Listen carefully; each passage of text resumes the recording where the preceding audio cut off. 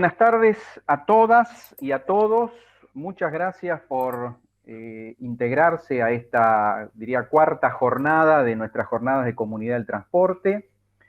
En esta oportunidad tenemos una presentación sobre el programa de participación público-privada vial, expectativas versus realidad, lecciones aprendidas. Esta presentación la va a hacer Gustavo Piazza, quien es uno de nuestras recientes incorporaciones al Instituto del Transporte. Ahora voy a hablar un poco sobre él. Pero hemos, en este conjunto de jornadas en donde hemos desarrollado temas de transporte urbano, digamos, de desafíos del COVID en materia de transporte urbano o transporte en general, hemos querido tratar este importante, digamos, instrumento y tratar de verlo también con los ojos del momento en que digamos, que se impulsó y se implementó como respuesta a los déficits de infraestructura y a las restricciones de financiamiento que tenemos de manera estructural en nuestro país para todo lo que tiene que ver con la infraestructura pública. Este instrumento se planteó como una opción en un momento determinado, al amparo también de una nueva ley de contratos de participación público-privada, de la ley 27328, y bueno, las expectativas en su momento eran de una naturaleza y después la realidad ha sido distinta. Entonces, quizás poder mirar tanto estas expectativas y la forma en que fue diseñado el instrumento y asimismo también ver su desenlace posterior, su implementación posterior y cuánto tuvo que ver el desenlace con cuestiones propias del instrumento y cuánto tuvo que ver con el contexto más general, es algo que le hemos pedido a Gustavo Piazza que pueda desarrollar de manera sucinta en el tiempo que le dedicamos a estas jornadas. Muy rápidamente, Gustavo es ingeniero civil de la Universidad de Buenos Aires, tiene un máster en economía de gobierno, es decir, es lo que denominamos un economista de gobierno, y se integró al Ministerio de Economía. Es un consultor en materia de infraestructura de transporte y ha trabajado en planificación, estudio de demanda, evaluación de proyectos en 10 países de la región, al menos, en muchas oportunidades también como consultor del Banco Mundial y de la CAF. En el último gobierno, en los primer año y medio, entre diciembre del 2015 y abril de 2017, fue coordinador ejecutivo de estudios económicos, financieros, del OCOVI, el órgano de control de concesiones viales. Se ha integrado a nuestra planta docente, tanto en grado como en posgrado, y también desarrolla actividades de investigación y actualmente, entre otros temas, trabaja cuestiones de financiamiento del mantenimiento de las redes viales. Entonces, él va a hacer una presentación sobre este interesante y rico tema y instrumento puntualmente. Aproximadamente va a tener alrededor de 30 minutos para hacerlo. Y luego vamos a abrir un espacio para preguntas. Y esas preguntas pueden ir formulándose en el chat que ustedes tienen, digamos, a un costado de esta pantalla. Y particularmente yo voy a ir viendo las preguntas a medida que se van formulando y voy a ir tratando de compactarlas y después, cuando termine la presentación, bueno, le iremos planteando estas preguntas a Gustavo y entendemos, como en los otros casos, poder desarrollar toda esta actividad en aproximadamente 1 hora y eventualmente un poquitito más si alguna pregunta requiere de algún desarrollo posterior. Lo que sí les pido es que por favor apaguen sus micrófonos para facilitar el flujo de datos y la transmisión. Y bueno, le doy la palabra, agradeciéndole su predisposición para hacer esta presentación, le doy la palabra a Gustavo. Bueno, ¿qué tal? Buenas tardes a todos. Bueno, ya me presentó Julián, así que no agrego nada más, simplemente comentarles que en ese breve periodo que estuve en el OCOVI, tuve la oportunidad de trabajar en lo que fue el desarrollo inicial de este programa PPP, ¿sí? Previo a lo que fue finalmente después su presentación frente a la opinión pública, y la licitación que fue posterior a que yo me fui del sector público, pero trabajé en todo el inicio del proyecto. Voy entonces a compartir una presentación.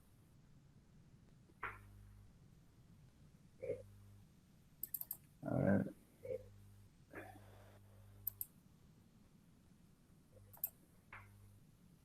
Ahí está.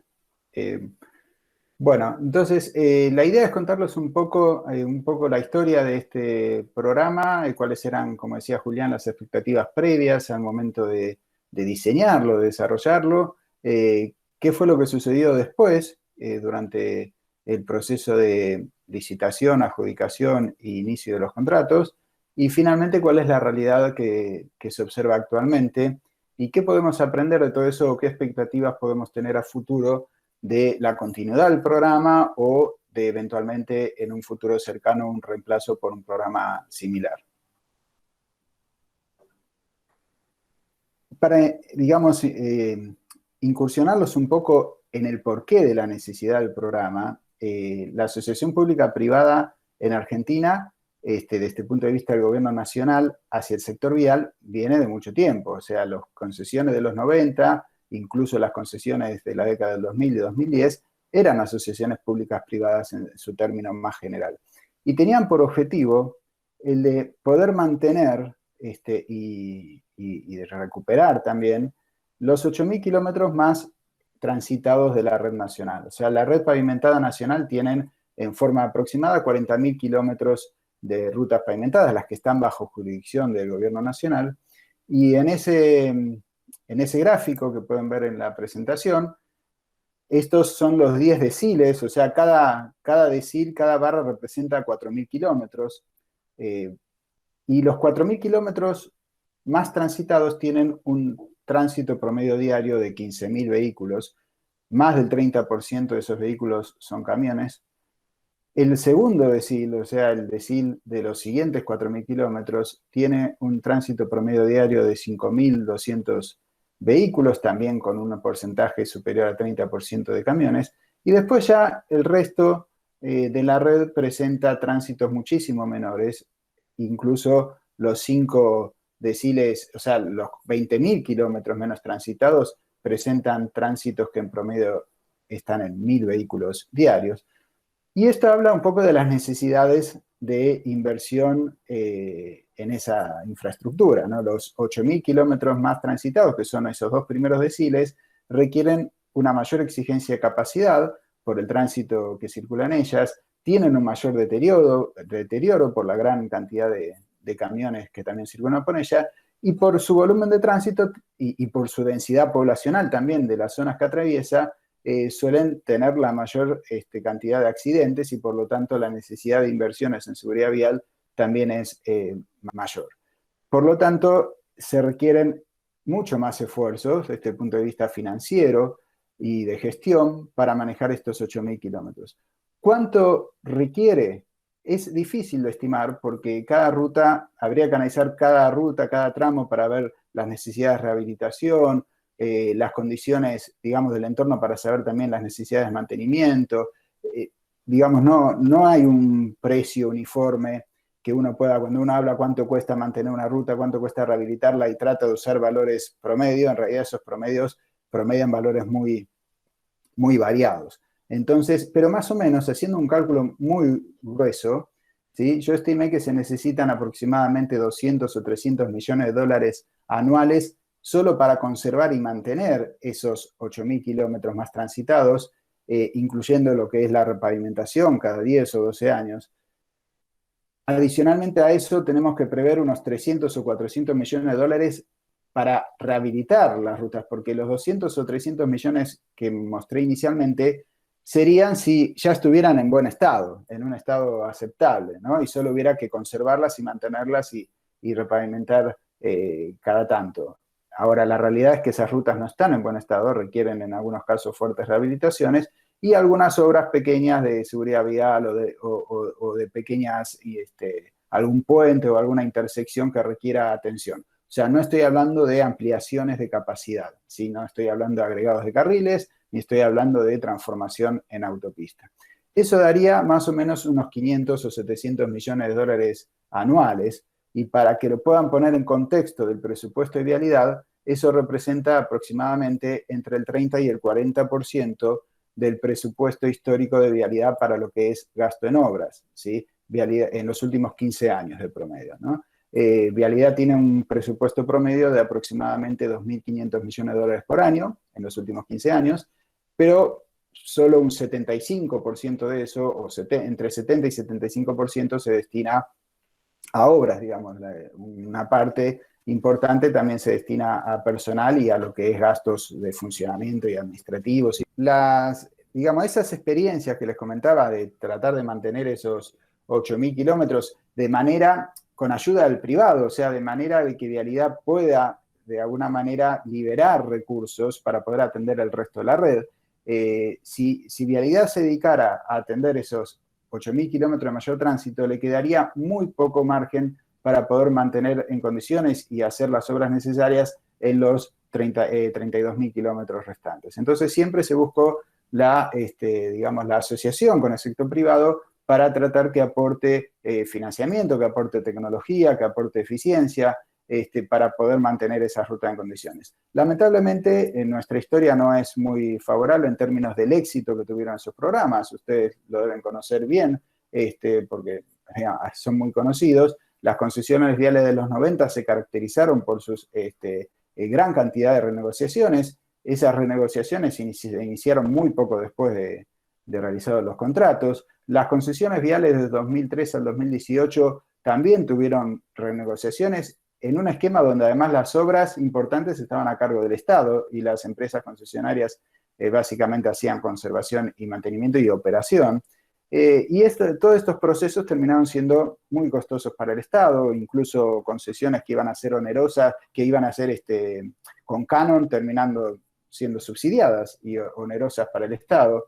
Los usuarios no recibieron grandes mejoras, la percepción no fue de grandes mejoras, por lo menos en la mayoría de los casos. Hubo bastante incluso rechazo social hacia el peaje. Este proceso, digamos, de concesiones viales, esas renegociaciones, se observó cierta debilidad institucional y regulatoria que puso al Estado en una posición desfavorable en las negociaciones, y en general han sido negociaciones bastante favorables para el sector privado, ¿no?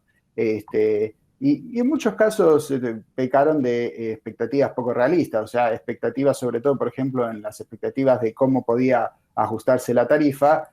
Al poco tiempo se dieron cuenta que esos ajustes tarifarios no eran aplicables para las condiciones macroeconómicas del país y para las condiciones sociales, y eso ya disparó renegociaciones que, una vez que uno entra en esas renegociaciones y modifica las condiciones contractuales, ya es un constante ir y venir de modificaciones para tratar de recomponer las ecuaciones económico-financieras, y todo eso va derivando en situaciones costosas. Entonces, el plan original de tratar de liberar recursos para que el Estado no tuviera que hacerse cargo inmediatamente de toda esa infraestructura, finalmente terminó igual siendo muy oneroso para las arcas estatales.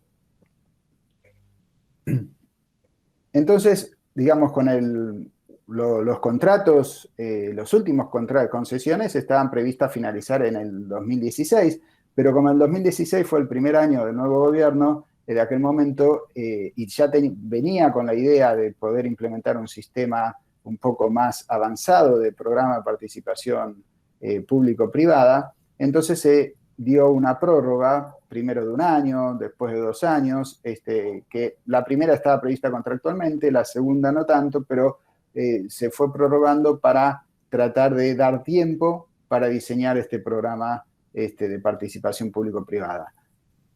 En un contexto donde claramente, por las condiciones en que se venían llevando los contratos de concesión y las eternas renegociaciones, había una necesidad de obras de rehabilitación, de ampliación y seguridad vial creciente, en un contexto también donde el gobierno mostraba necesidad de tener de cambiar su conducta fiscal y tratar de ajustar gastos y reducir déficit. Entonces las restricciones fiscales eran cada vez mayores, lo cual nos obligaba a tratar de traer al privado para colaborar en el financiamiento de la infraestructura. Los indicadores macroeconómicos comenzaban a tener una tendencia favorable, y el mismo cambio de gobierno y estas cuestiones macroeconómicas empezaban a generar un mejor clima de negocios y un mayor interés desde el exterior de por lo menos empezar a mirar a ver dónde se podía invertir en infraestructura en Argentina. Bueno, una primera acción fue justamente sacar la ley que mencionaba Julián, la ley de PPP, que establecía un marco que no era solo orientado al sector vial, sino orientado a varios sectores de infraestructura, pero el vial fue el que más avanzó, el que iba más rápido en su desarrollo. Y se creó una unidad PPP, ¿no? En todos los países donde estos programas suelen tener éxito, siempre hay una unidad que se encarga de coordinar. Entonces, la primera medida fue general, no solo en el ámbito vial, que fue desarrollar lo que es el marco legal para todas las PPP. Había muchos planes de PPP, digamos, no solo en el sector vial, estaba previsto en el sector de transporte de energía, en el sector incluso de seguridad con el tema de cárceles, en el sector de agua, en salud.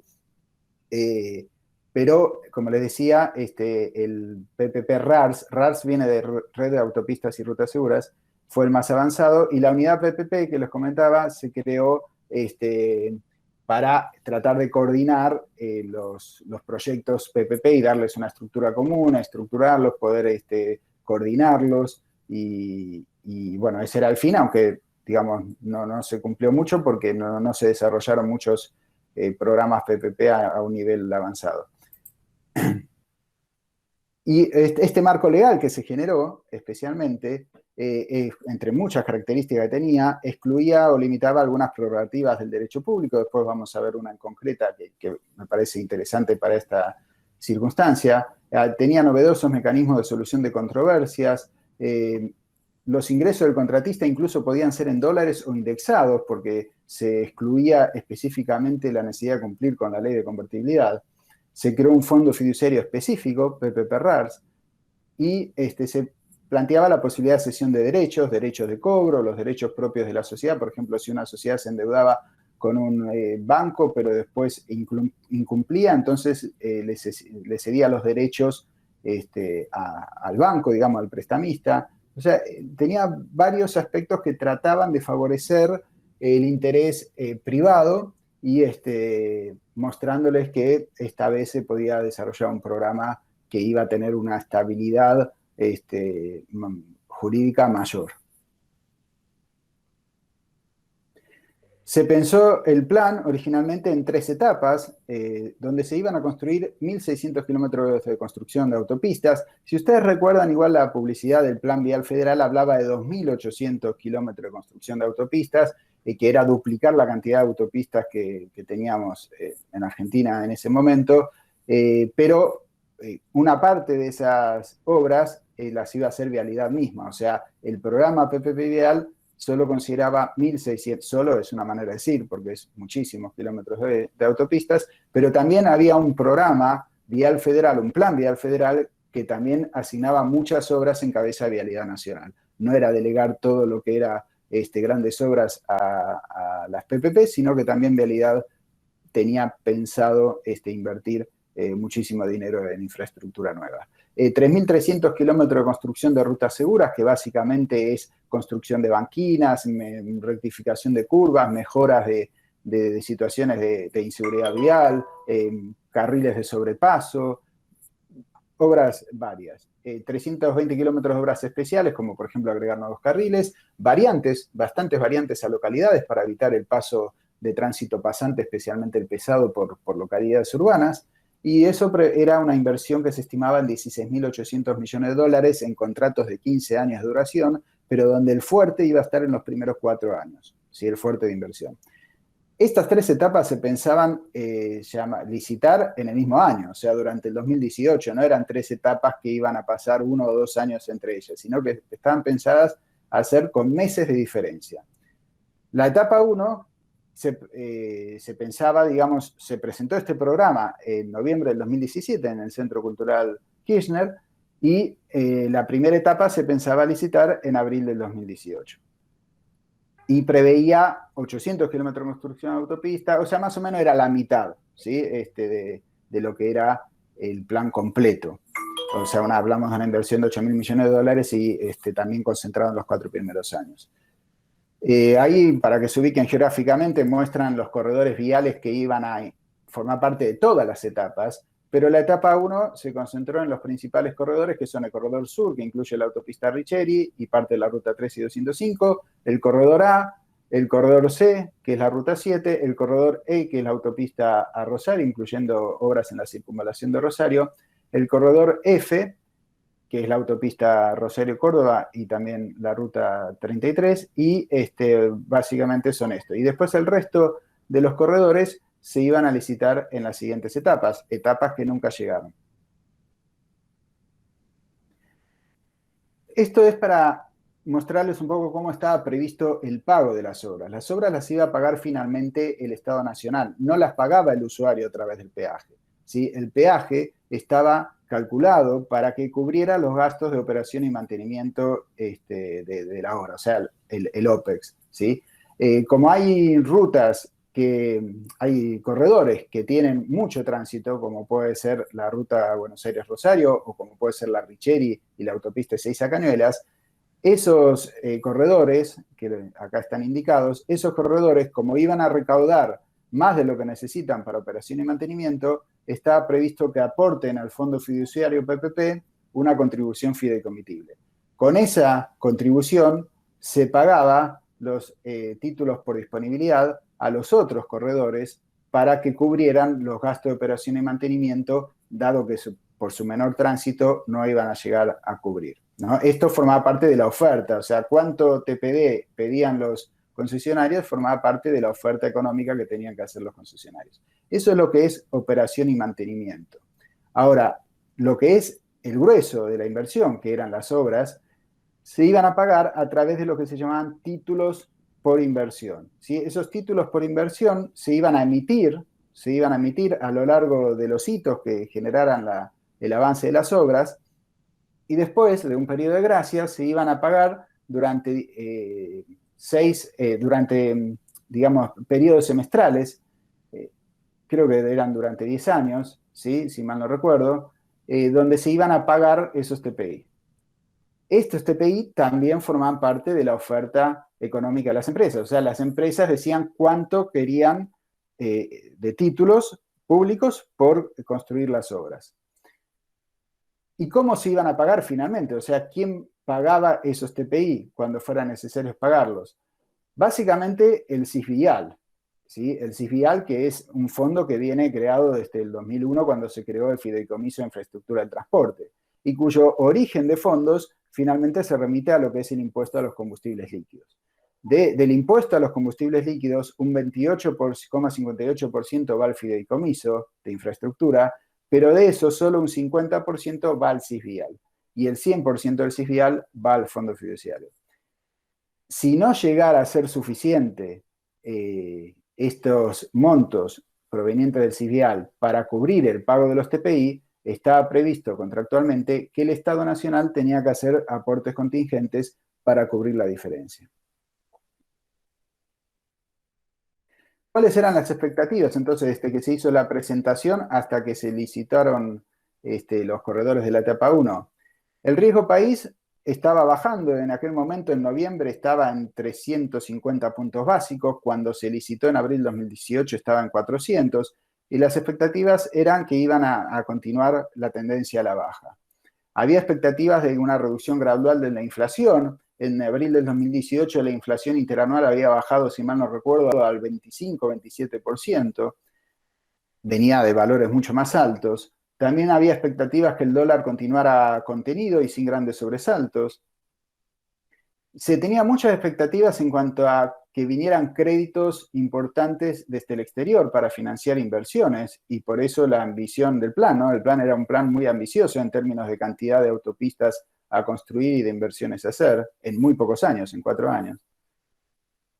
Se esperaba un fuerte crecimiento económico en el corto plazo. Las empresas privadas, por ejemplo, preveían crecimientos del PBI del 4,5 o 5% anual durante los próximos 4 o 5 años, próximos de aquel momento, ¿no? Altos crecimientos de tránsito asociados a esos crecimientos económicos. Gracias a la elasticidad del tránsito se preveía crecimientos de tránsito muy altos que a su vez alimentaran la recaudación por peaje y permitieran más que cubrir los costos de operación y mantenimiento. Bajas tasas de interés en dólares. Se estaban hablando de tasas de entre el 8 y el 10% en dólares que se iban a poder obtener los préstamos. Y se esperaba que las empresas extranjeras vinculadas a infraestructura tuvieran interés en invertir en Argentina. O sea, se esperaba con muchas expectativas que en los consorcios estuvieran conformados por empresas con experiencia en Argentina, pero también empresas extranjeras.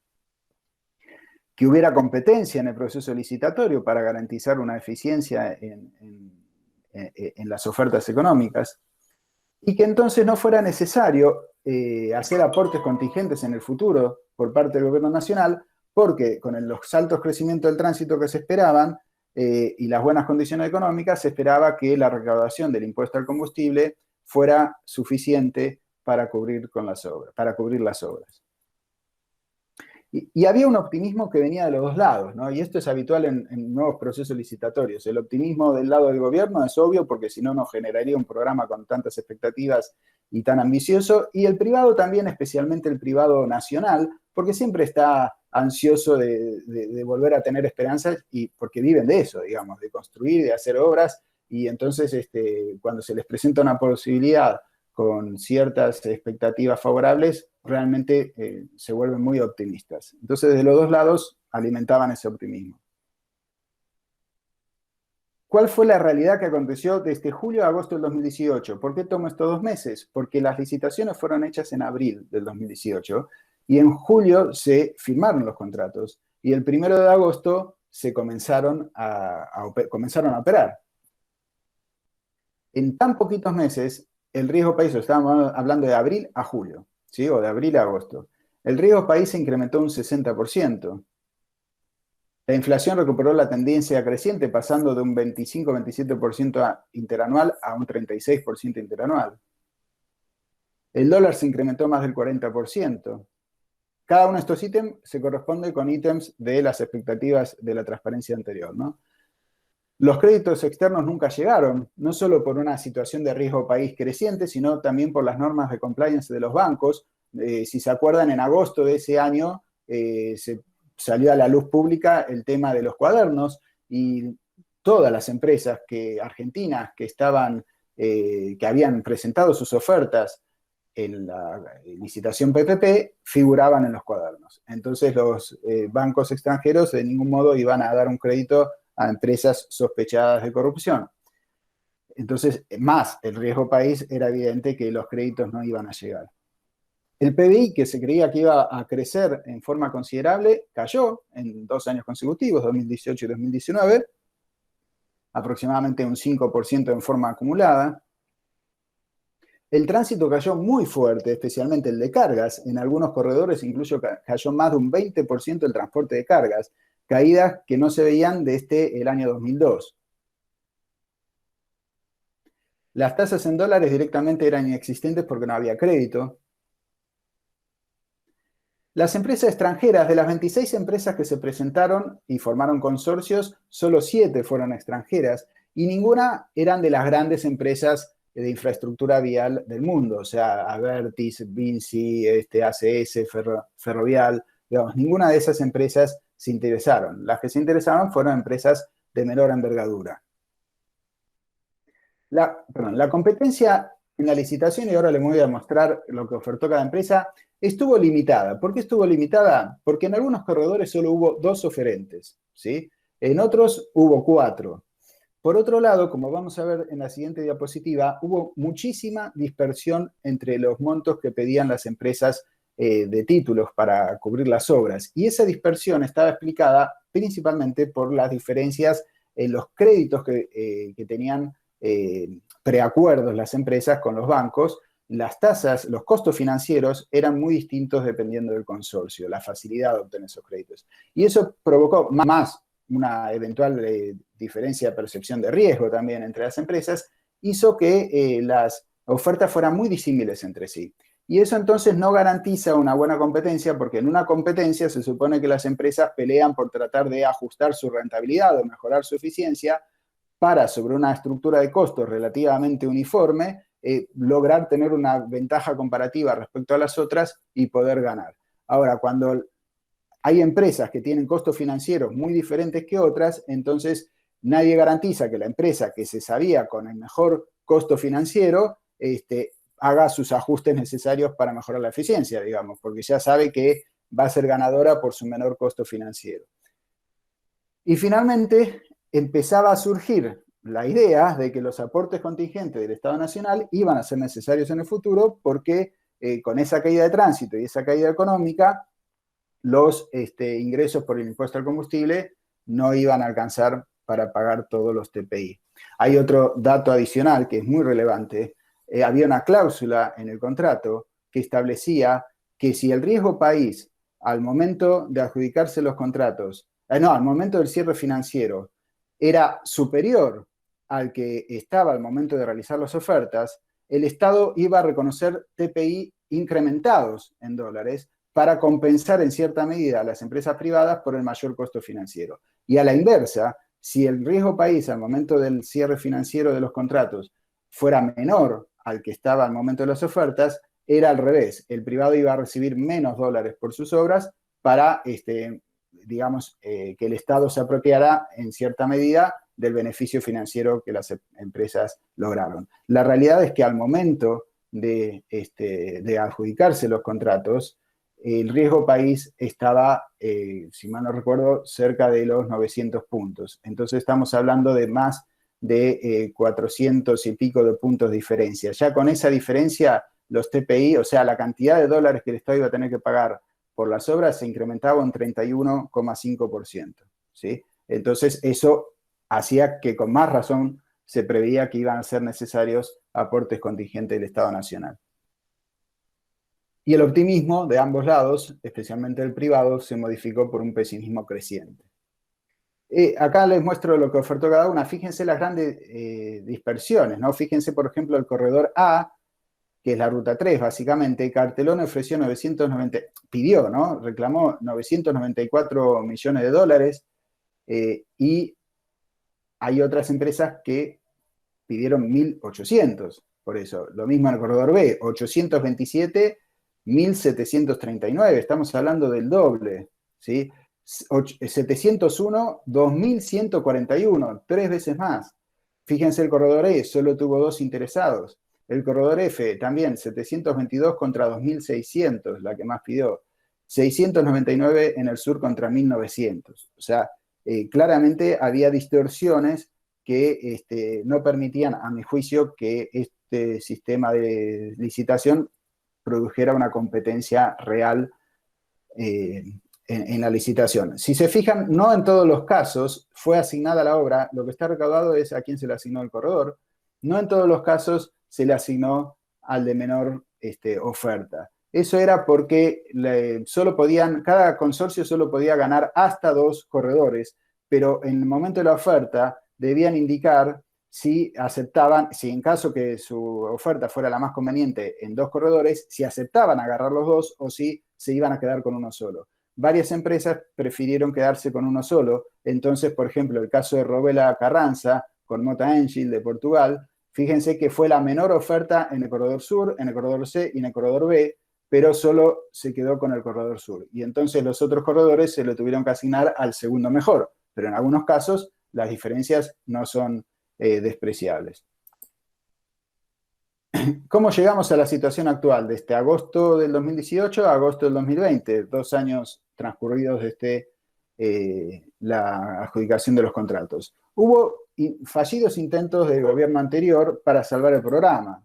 Por ejemplo, se modificó el plan de obras, se modificó el cronograma de obras, ¿sí? Hubo una adenda, a mitad del 2019 hubo una adenda al contrato modificando estos parámetros. Se dio más plazo para el cierre financiero. Originalmente había 12 meses en total, con alguna prórroga en el medio posible, pero había 12 meses para lograr el cierre financiero. Cuando se vio que a mediados del 2019 que eso iba a ser imposible, se dio una nueva prórroga más. Esa prórroga terminó ahora, digamos, ¿no? Pero esa prórroga decía que si el riesgo país seguía por encima, creo que no me acuerdo de qué número, que se está verificando, se prorroga por otros 3 meses más. O sea, a fin de noviembre ya vencería el último plazo que hay para que las empresas privadas logren el cierre financiero, o sea, obtener el compromiso cierto del préstamo, ¿no? De organismos internacionales o bancos o de lo que sea. Se creó un fondo fiduciario manejado por el vice para tratar de canalizar los créditos. Esto está vinculado también al tema aquel que les comenté del compliance, o sea, si los bancos no iban a estar si los bancos no van a estar dispuestos a prestar plata a las empresas, entonces que le presten a este fondo fiduciario y el fondo fiduciario le presta a las empresas. Las obras se ejecutaron en 2 años solo el 2%, cuando estaba previsto que en 4 años se hiciera el 75% de toda la inversión.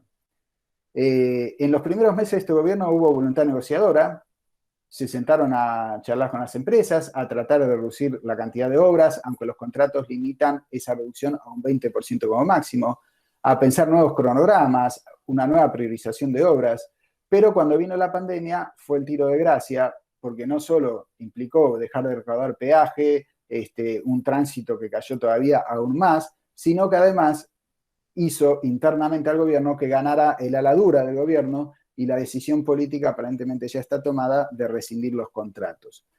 Voy un poco rápido porque quiero cumplir con el horario, me quedan solo 2 o 3 transparencias. Y además hubo incumplimientos mutuos de los dos lados, además hubo casos que se pueden claramente interpretar de fuerza mayor y otros eventos eximentes que las empresas están reclamando. Y en esto entonces creo que es importante pensar qué causales o analizar qué causales de rescisión que prevé el contrato son relevantes para analizar qué puede pasar ahora. Un causal de rescisión claro es no alcanzar el cierre financiero. Cuando en noviembre no se alcanza el cierre financiero y ya no haya y si no hay ninguna prórroga adicional, ya el contrato cae de por sí. Y las empresas pierden las garantías. Estamos hablando de garantías de 550 millones de dólares entre todos los corredores, ¿sí? Que son las garantías de cierre financiero y de servicios principales.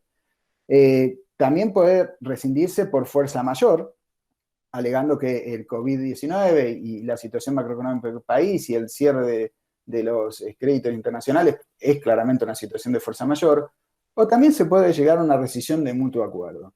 Son muy parecidas las dos en cuanto a que en este caso prácticamente nadie tiene que pagar nada, porque el Estado debería pagarle a las empresas las obras no amortizadas, pero la realidad es que hicieron muy poca obra, así que es muy poco lo que tienen que pagar. Y las empresas los gastos de liquidación, que también son bajos. Entonces, cualquiera de estas dos opciones son las de menor costo y conflicto. Se puede alegar causa atribuida al contratista, ¿sí? Por ejemplo, no hacer las obras, no respetar los cronogramas, pero hay eximientes que las empresas están alegando por la situación del país y la situación de la pandemia. Entonces, este es un caso que tal vez no se podría utilizar. Y finalmente, la razón de interés público, pero en este caso no es sencilla, no es tan simple como hacer un decreto que declare de interés público los corredores, porque justamente el contrato preveía que la razón de interés público tiene que pasar primero como una controversia arbitrable. Entonces tiene que pasar por una serie de instancias y finalmente llegar a un tribunal arbitral, ¿sí? Que tiene sus características que en todo caso después podemos profundizarlas. Entonces no es sencillo como decir, saco un decreto y las declaro de interés público.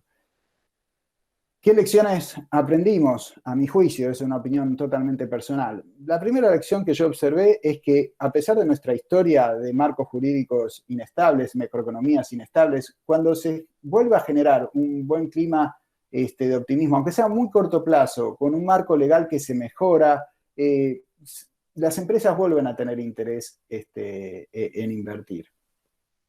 Pero los programas tienen que ser realistas, o sea, un programa tan ambicioso como este obliga a que en las circunstancias actuales no quede otro que rescindir los contratos, porque aunque ajustemos las obras un 20% a la baja, seguimos hablando de obras de miles de millones de dólares, ¿sí?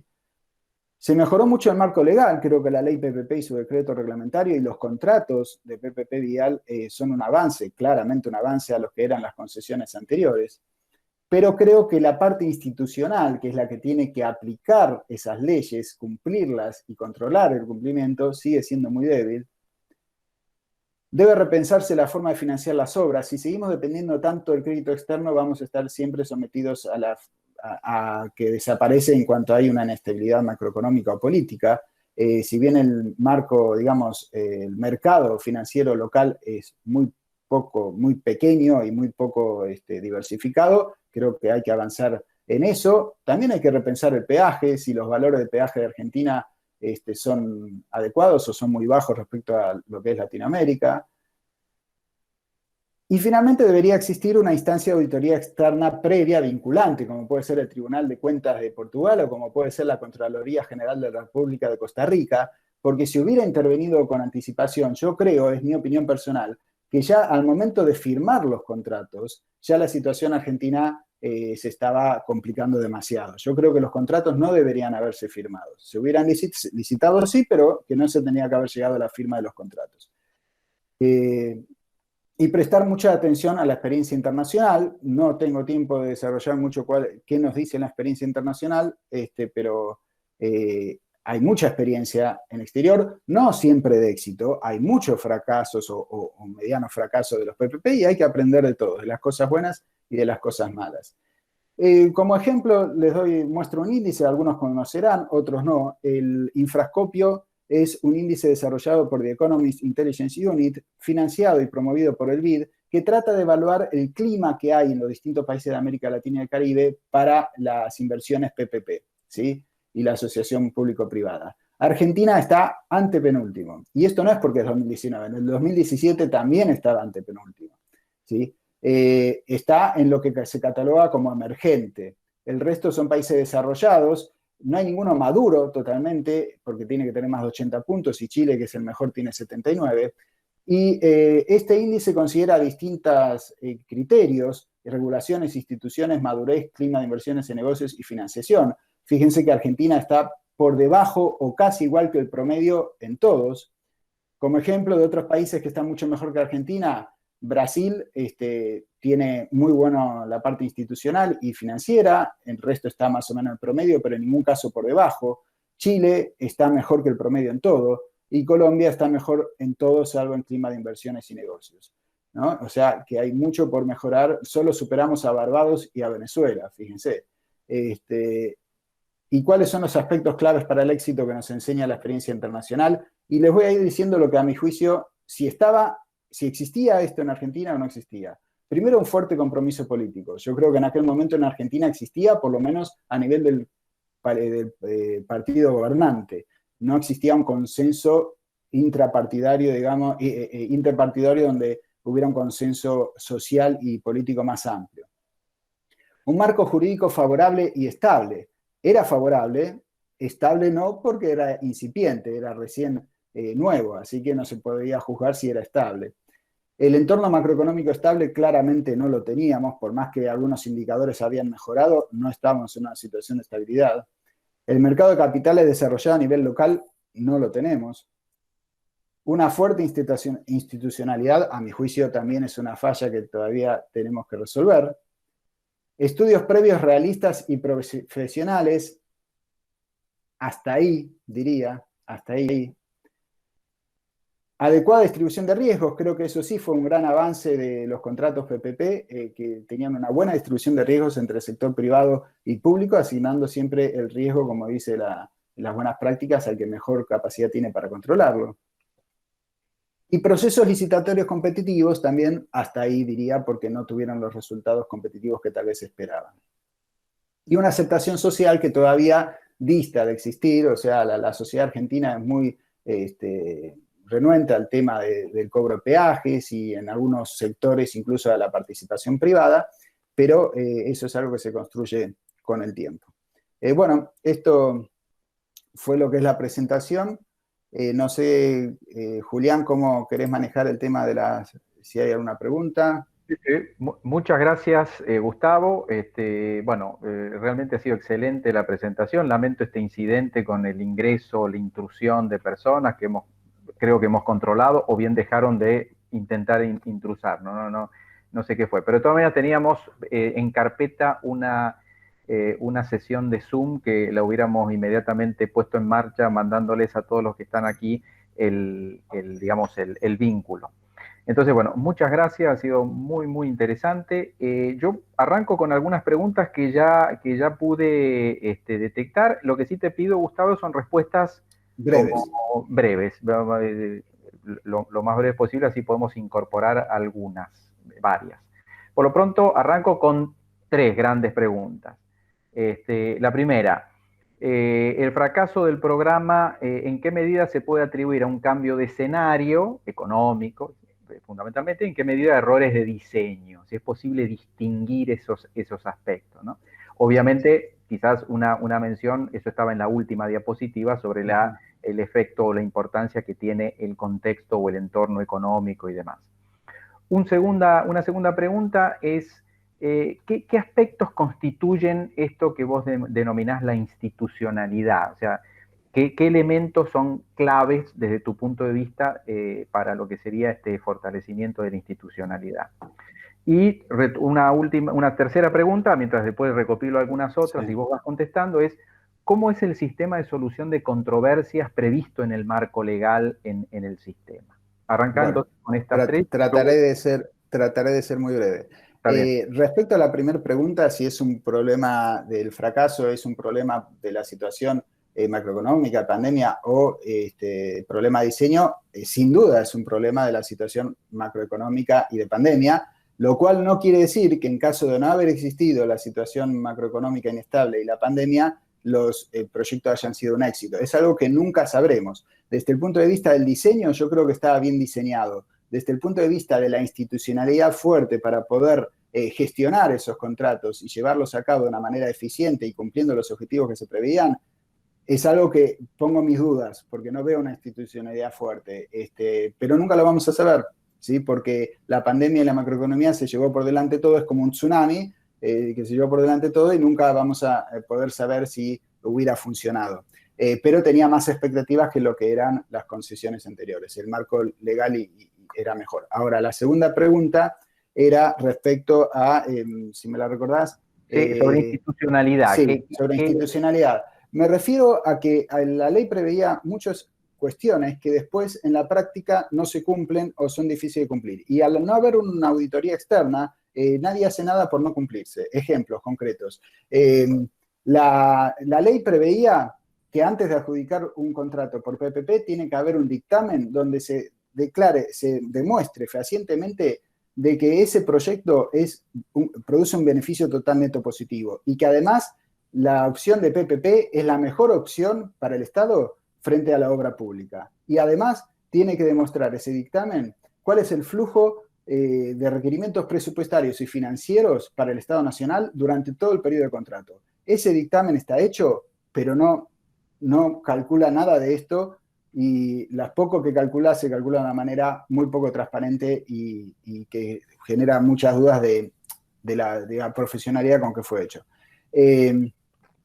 Después, otro aspecto institucional. Las empresas, había un panel técnico, esto habla un poco también de la solución de controversias que voy a contar. Una manera de solucionar las controversias es a través de un panel técnico. Ese panel técnico tenía que conformarse al momento de la suscripción del contrato. No se conformó. Las empresas reclamaron la conformación de ese panel técnico, ya se la reclamaron al gobierno anterior, ¿sí? Y no contestó nada el gobierno. Y obviamente, tampoco contestó nada. O sea, el panel técnico sigue sin conformarse. Por otro lado, la unidad PPP, ¿sí? Que forma parte de la institucionalidad esa que yo hablo. La unidad PPP fue primero una unidad, después fue una subsecretaría, después fue una secretaría, después fue una subsecretaría de vuelta, pero además pasó del Ministerio de Hacienda al Ministerio de Finanzas a la Jefatura de Gabinete de Ministros. Entonces, eso le quita continuidad, le quita seriedad y le quita además, en todos esos cambios, también hubo cambio de gente. Y una de las cuestiones institucionales de esa unidad PPP es que tiene que tener capacidad de gestionar los contratos. No es solo hacer la licitación y después me lavo las manos, es gestionarlos a lo largo de todo su trayecto. Esa gestión de contratos requiere gente capacitada. El Banco Mundial colaboró en la capacitación de la gente de la unidad PPP para que tuviera capacidad de gestión de contratos PPP. Esa gente a los 3 meses de capacitarse dejó de estar, ¿sí? Entonces no quedó nada de esa capacitación. Bueno, digamos, son muchos aspectos institucionales que hacen que el marco legal pueda ser bueno, pero que el cumplimiento de ese marco legal todavía no sea una garantía, ¿sí? Y finalmente la última pregunta era respecto a la solución de controversias. Bueno, eso me parece algo muy novedoso en lo que es el contrato. El contrato preveía 3 instancias de solución de controversias. Cuando había una controversia, una diferencia de interpretación, una controversia entre Estado y privado, se prevé una primera instancia de negociaciones amistosas. Cualquiera de las dos partes puede llamar al otro a sentarse a conversar de una manera amistosa y tratar de llegar a una solución.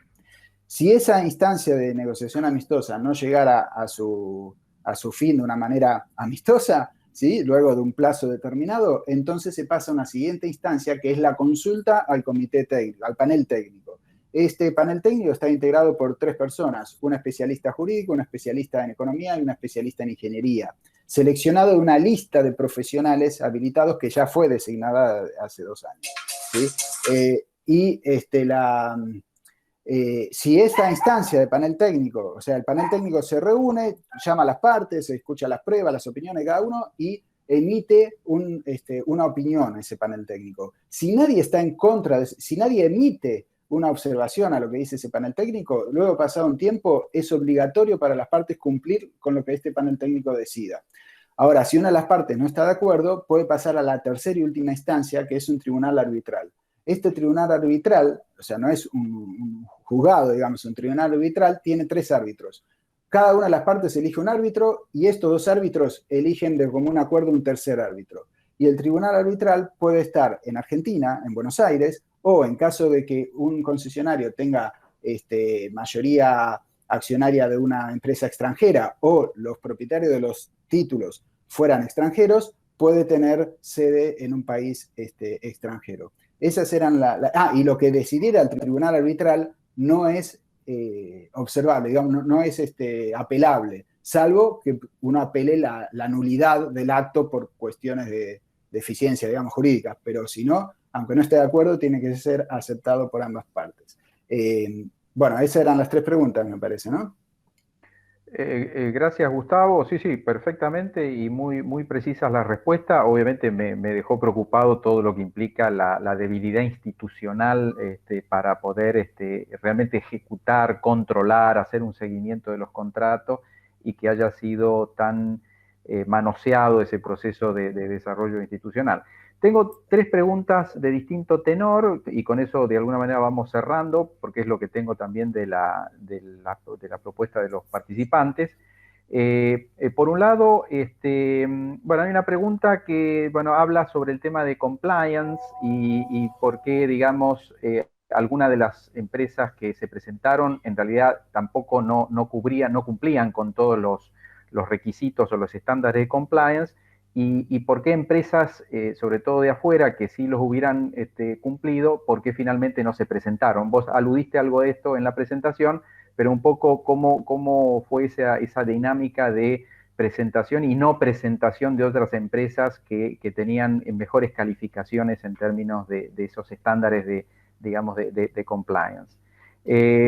Segundo, ¿dónde debería estar una unidad de gestión, digamos, y de control, de seguimiento de los proyectos? Es en qué unidad gubernamental, con qué características o rango, etcétera. Y por último, bueno, vos decís que está pronta o es muy posible que se rescindan estos contratos, que no sé si ha ocurrido, no me quedó muy claro, o está en proceso esa decisión. Y bueno, en ese caso, ¿quién estará a cargo en todo caso de esos corredores? ¿Con qué capacidades y bajo qué control, digamos? ¿Qué agencia de control de esa operación? Sí, la primera pregunta, disculpame, no las pude anotar. Las últimas 2 me las acuerdo. Sí, ya está. La primera, respecto a las empresas.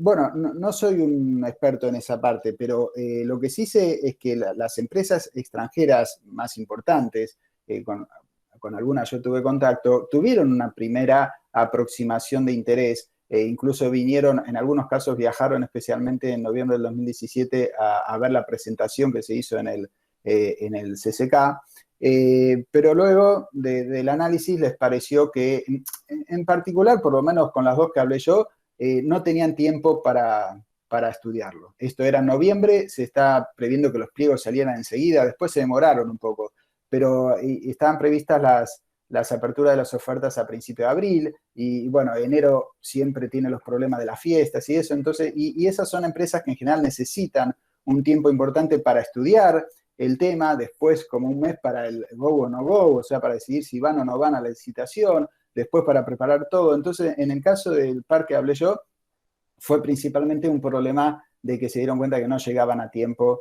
con todo lo que tenían que estudiar. Y otras, me imagino que no habrán... Hay otras, por lo que yo también tuve oportunidad de charlar con gente del Banco Mundial, que en general esperaban la segunda o tercera etapa. O sea, dejaban que la primera etapa se desarrollara con más bien empresas locales y si era un éxito, venían con más ímpetu a lo que era la etapa 2 o incluso la etapa 3 que prevía obras muy grandes porque incluía dos puentes, así que dos puentes grandes, digamos, por el río Paraná. Entonces, también un poco eso hubo, ¿no? Un esperar a ver qué pasa, ¿no? A ver si realmente funcionaba bien. Por eso también el gobierno lo hizo en 3 etapas. La idea era hacerlo de ese modo para que el primero sirva de muestra y que las otras 2 etapas fueran exitosas en términos de atraer empresas internacionales. La segunda pregunta era, Julián, sobre la ubicación de la unidad PPP. Sobre No te escucho.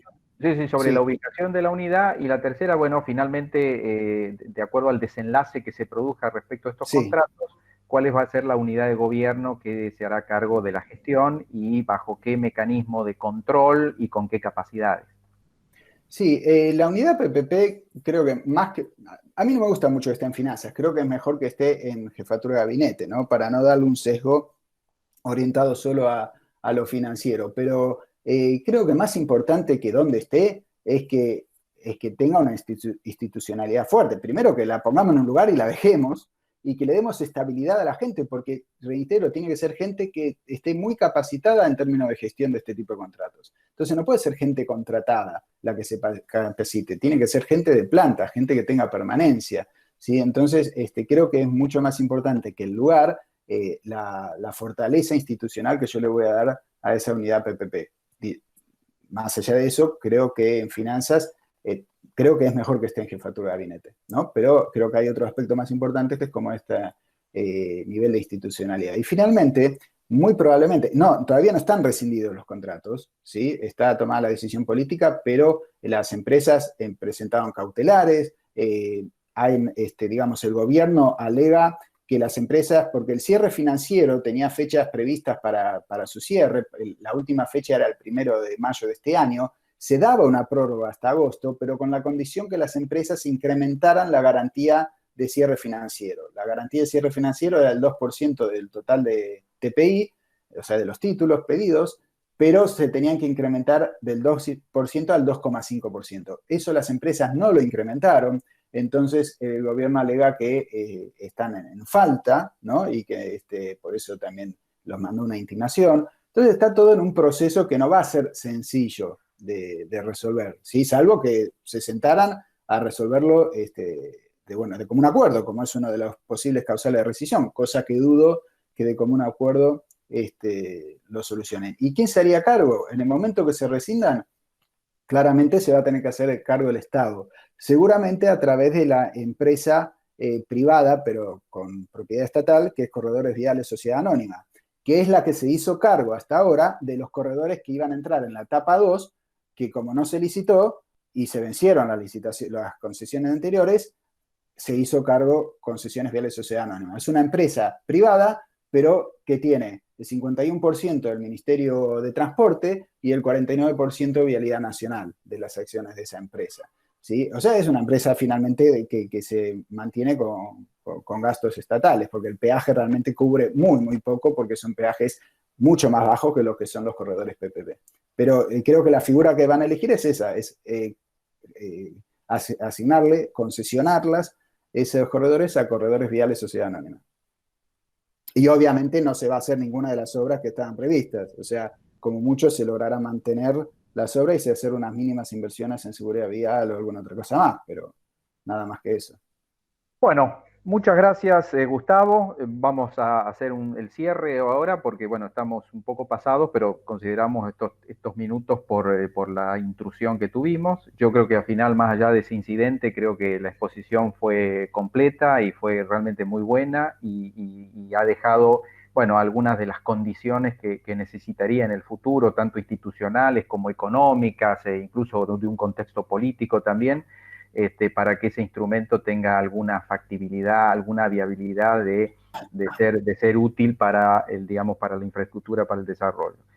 Muchísimas gracias, entonces, Gustavo, muchas gracias De nada. a todos ustedes y a todas ustedes por haber participado, por hacer los comentarios, preguntas y por estar pacientemente aquí con nosotros. Y bueno, oportunamente los vamos a invitar para una nueva sesión de nuestras jornadas de comunidad del transporte. Muchísimas gracias, muy atentos todos por estar con nosotros. Bueno, gracias, Julián. Hasta luego a todos. Gracias, Gustavo, y gracias a todos.